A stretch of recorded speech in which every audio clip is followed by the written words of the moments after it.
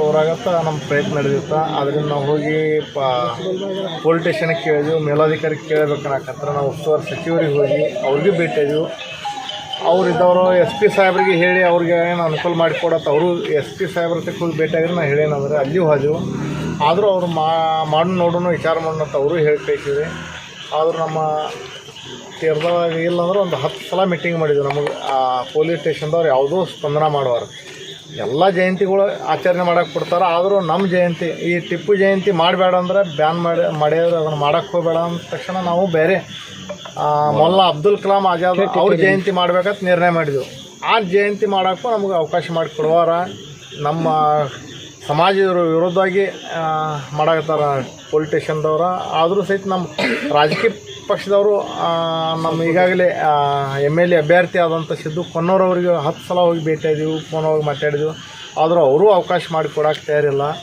ನಮ್ಮ ಸಮಾಜಕ್ಕೆ ಅನ್ಯಾಯ ಆಗತೈತಿ, ಈ ನಮ್ಮ ಪಕ್ಷ ವತಿಯಿಂದ ಅನ್ಯಾಯ ಆಗತೈತಿ. ಮತ್ತು ಪೊಲೀಸ್ ಡಿಪಾರ್ಟ್ಮೆಂಟ್ದವರು ಸಹಿತ ನಮ್ಮ ಸಮಾಜದ ಮ್ಯಾಗ ಒಂದು ಟೆರರಿಸ್ಟ್ ಗತಿ ನೋಡಾಕತ್ತಾರ. ಒಂದು ಸಾದಾ ಮೆರವಣಿಗೆ ಮಾಡಬೇಕಾದ್ರೂ ಪರ್ಮಿಷನ್ ಕೊಡುವಾರು.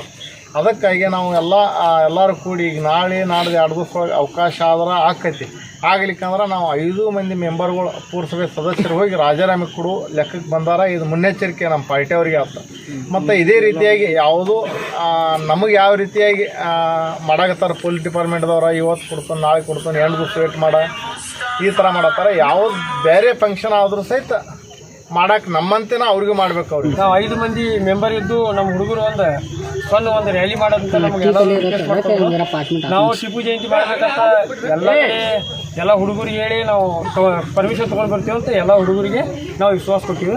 ಆಮೇಲೆ ನಾವು PSI ಕಡೆ ಹೋಗಂತಲೇ ಆ ಟಿಪ್ಪು ಜಯಂತಿ ಆಗಂಗಿಲ್ಲ ಅಂತಲೇ ಸಿದ್ದು ಕನ್ನೂರು ಕಡೆ ಹೋಗಿ ನಾವು ಸಿದ್ದು ಕನ್ನೂರು ಕಡೆ ಹೋಗಂತಲೇ ಅವ್ರು ಮಾಡಿ ಕೊಡ್ತೀವಿ, ನಿಮ್ಗೆ ಸಪೋರ್ಟ್ ಅದೇನೆ ಅಂತ ಅಂದ್ರೆ ನಮಗೆ ಅನ್ನಂತಲೇ ನಾವು ಎಲ್ಲ ಹುಡುಗರಿಗೆ ಒಂದು ವಿಶ್ವಾಸ ಕೊಟ್ಟಿವಿ.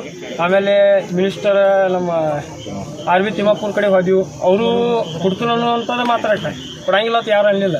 SP ಸಾಹೇಬ್ರ ಕಡೆ ಹೋಗಂತಲೇ ಅವರು 50-50 ಅಂದ್ರೆ ಮತ್ತು PSI ಹಂಗೆ ಚಾಕ್ಲೇಟ್ ಕೊಡ್ಬೋದು ಬಂದರು. ಆಮೇಲೆ ಟಿಪ್ಪು ಜಯಂತಿ ಆಗಂಗ ಇಲ್ಲ, ಎಲ್ಲಿಯೂ ಆಗಿಲ್ಲ ಅಂತ ನಮಗೂ ಗೊತ್ತಾಯ್ತು, ನಾವು ಬಿಟ್ಟಿವು.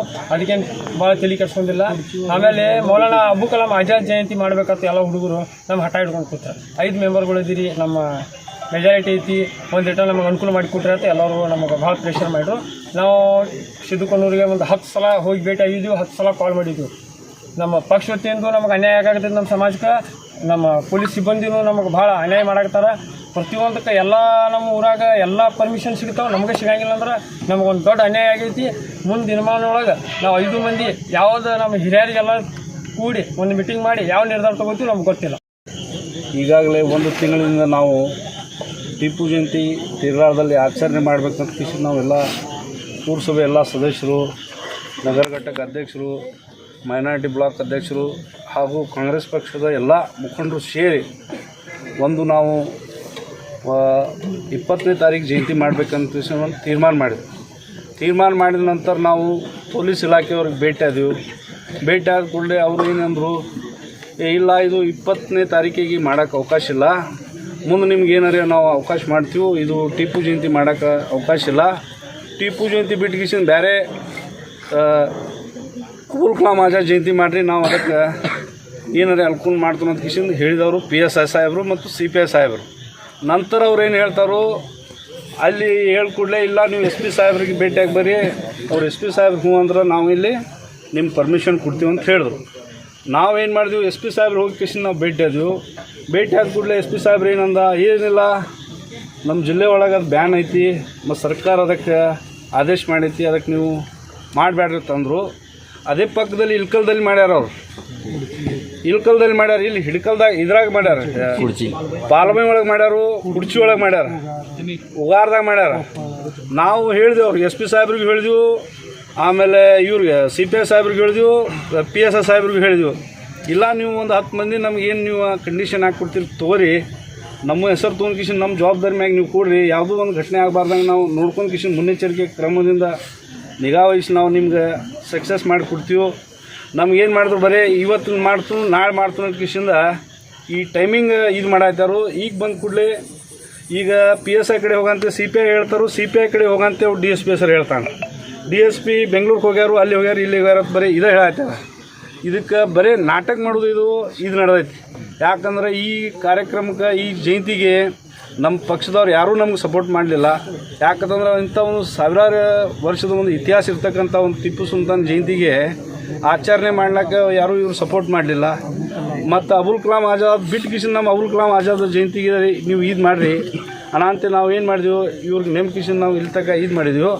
ಅದಕ್ಕೆ ನಮ್ಗೆ ಸ್ಥಳೀಯ ನಮ್ಮ 2024 ಕ್ಯಾಂಡಿಡೇಟ್ ಸಿದ್ದು ಕನ್ನೂರವರು ಕೂಡ ನಮ್ಗೆ ಹೇಳಿದ್ರು, ಇಲ್ಲ ನಾ SP ಅವ್ರ ಜೊತೆ ಮಾತಾಡೀನಿ, DSP ಜೊತೆ ಮಾತಾಡೀನಿ, ನಿಮ್ಗೆ ಪರ್ಮಿಷನ್ ಕೊಡ್ತಾರೋ ಶಾಂತ ರೀತಿಯಿಂದ ಮಾಡಿರಿ ಅಂತ ಕಿಶನ್ ಅವರು ಹೇಳಿದ್ರು. ಇಲ್ಲಿ ಬಂದು ಕಿಶನ್ ಅವರು ಏನು ಸರಿಯಾಗಿ ರೆಸ್ಪಾನ್ಸ್ ತೊಗೊಳಿಲ್ಲ. ನಂತರ ಉಮಾಶ್ರೀ ಅಂತೂ ಒಟ್ಟು ಫೋನ್ ಯಾರ್ದು ರಿಸೀವ್ ಮಾಡಲಿಲ್ಲ. ಅವರು ಇದ್ರ ಬದಲು ಏನೂ ಇದು ಕೊಡಲಿಲ್ಲ. ಅದಕ್ಕೆ ನಮಗೆ ಭಾಳ ನೋವಾಗೈತಿ. ಇದು ಇದೇ ರೀತಿ ಹಿಂಗೆ ಆಗಕ್ಕೆ ಬರ್ತಂದ್ರೆ ಸಾಮೂಹಿಕವಾಗಿ ನಾವೆಲ್ಲರೂ ಸೇರಿ ಕಾಂಗ್ರೆಸ್ ಪಕ್ಷಕ್ಕೆ ರಿಸೈನ್ ಕೊಡ್ತೀವಿ ಅಂತ ನಾವು ಇದು ಒಂದು ಎಚ್ಚರಿಕೆ ಕೊಡ್ತೀವಿ.